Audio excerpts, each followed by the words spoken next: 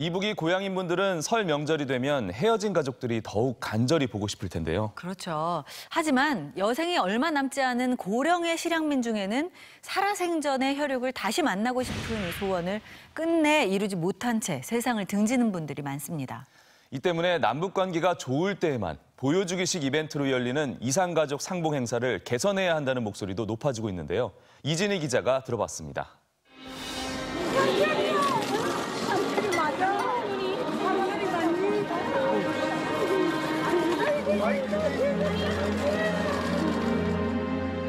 전쟁통에 헤어진 4살 박이 아들을 68년 만에 다시 만난 구순의 노모. 70이 넘은 아들을 부둥켜 안고 감격의 눈물을 흘립니다.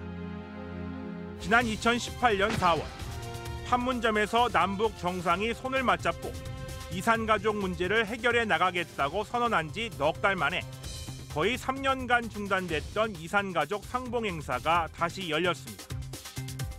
비록 89명만이 가족 상봉의 기회를 얻었지만 실향민들의 기대는 어느 때보다 컸습니다. 남북 정상이 직접 합의한 만큼 이산가족 상봉 기회가 더 늘어날 수 있을 거란 희망을 갖게 된 겁니다. 그러나 그게 마지막이었습니다. 북미 비핵화 협상이 교착되면서 북한의 태도가 냉랭해졌고 더 이상의 이산가족 상봉 행사는 없었습니다. 정기적인 상봉 행사는 물론 전면적인 생사 확인과 화상 상봉, 서신 교환 등을 추진하겠다는 약속도 말잔치에 그쳤습니다. 지난 2000년 남북 정상회담 이후 본격화된 이산가족 상봉 행사는 지난 20년 동안 21번이 고작이었습니다. 북한에 혈육이 있는 이산가족 중에 상봉 신청자는 지금까지 13만 3천여 명. 이 가운데 8만 명은 이미 세상을 떠났고 이제 5만 2천여 명만이 생존해 있습니다. 대부분 북에 두고 온 가족의 생사조차 아직 확인하지 못한 실향민들입니다. 그나마 이들 가운데 23%는 90이 넘었고 80살 이상은 63%나 됩니다.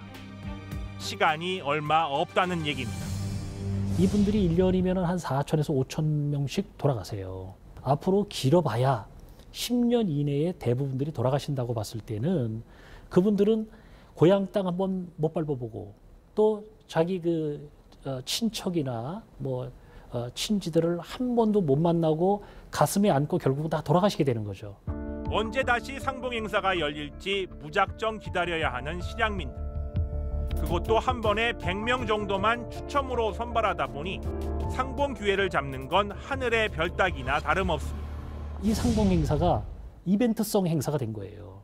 정치적으로 조금 남북이 조금 좋으면은 행사 한번 하고 또 이것이 경색이 되면 또 안 하고.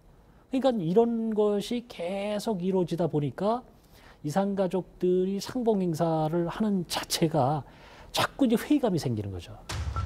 보여주기식 이벤트가 아닌 지속적인 만남으로 자리 잡지 못한 것. 북한이 그동안 정치적 필요에 따라 이산가족 문제를 활용해왔기 때문입니다. 대가나 반대급부를 요구한 적이 많았고 또 국제적으로 인권 압박이 오면은 그걸 모면하기 위한 어떤 수단으로 이산가족 상봉을 했기 때문에 자기들의 배짱에 맞지 않거나 얻을 게 없다. 그러면은 이산가족 상봉 실현을 별로 안 합니다. 이산가족들은 지속적이지 못한 일회성 소규모 상봉 행사보다는 차라리 전면적인 생사 확인이 더 시급하다고 말합니다. 또 이산가족 문제를 이젠 인도주의뿐 아니라 인권 차원의 법적 문제로 접근해야 한다는 목소리도 커지고 있습니다. 남북의 이산가족들이 자유롭게 만나지 못하고 생사조차 알지 못한 채 떨어져 살고 있는 건 국제사회가 인정한 가족 구성원의 기본적 인권에 대한 심각한 침해라는 해석입니다. 북한도 국제인권규약, 자유권규약이라고 우리가 보통 얘기하는데 거기 가입을 했는데 당사국으로서 그런 의무를 왜 이행하지 않느냐. 국제인권규약 몇 조 위반이다. 그래서 그거를 위반을 중단하고 시정을 해라. 이렇게 이제 국제사회에서 압력도 할 수 있고 권고도 할 수 있는 거죠. 하지만 남북 관계가 급속도로 냉랭해진 지금 북한이 이런 요구를 순순히 받아들일지는 의문입니다. 민족 분단의 아픔을 온몸으로 떠안고 아물지 않은 가슴 속 상처를 지니고 살아온 이산가족들. 죽기 전에 가족을 다시 만나보고 싶은 간절한 염원은 시간이 갈수록 더욱 절박해지고 있지만 이들의 소원이 실현될 날은 아직 요원해 보입니다. 통일전망대 이진입니다.